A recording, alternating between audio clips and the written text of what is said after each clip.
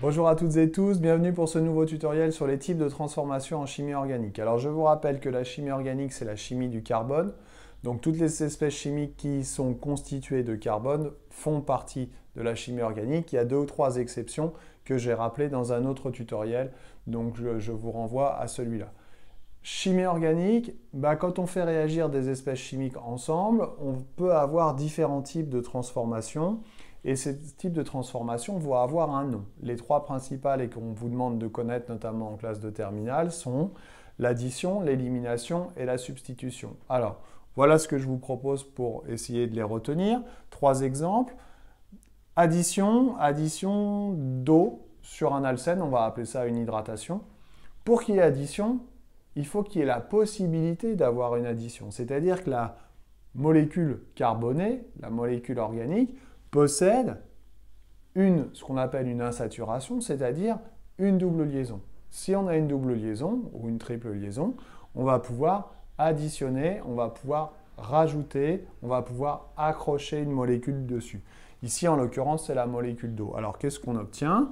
Eh bien, on va obtenir en majorité la molécule de propane de Hall. Autrement dit, pour reconnaître une addition, dans la plupart des cas, on va avoir 2 réactifs et un produit. L'élimination, l'élimination, ça va être juste la transformation chimique dans l'autre sens, inverse. Autrement dit, si je reprends ma molécule de propane de Hall ici et que je la fais chauffer, le symbole delta signifie chauffage, elle va se déshydrater. En se déshydratant, elle va éliminer de l'eau. Donc on va avoir à l'arrivée de l'eau plus la formation de l'insaturation que j'avais initialement.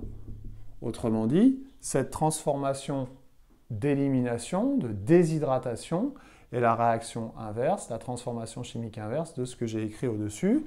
On va donc avoir ici un réactif qui se transforme en 2 produits. Pour la substitution, on pourrait dire aussi le mot remplacement. Par exemple, quand on fait une substitution au foot, c'est qu'il y a un remplacement, il y a un joueur qui remplace un autre. Et bien en chimie organique, on va avoir un groupe d'atomes, un atome ou un groupe d'atomes qui va en remplacer un autre.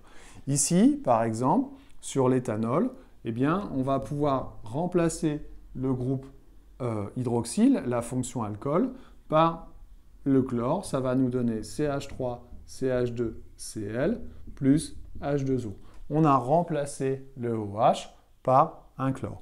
Autrement dit, on pourrait modéliser ça par 2 réactifs donnent 2 produits. Alors évidemment, ce ne sont que des idées, ce ne sont que des moyens éventuellement d'identifier, mais ce n'est pas systématiquement comme ça. Les 3 mots à connaître, addition, élimination, substitution. Je vous dis à bientôt, j'espère que j'ai été clair, LNTD vite fait. Bye bye.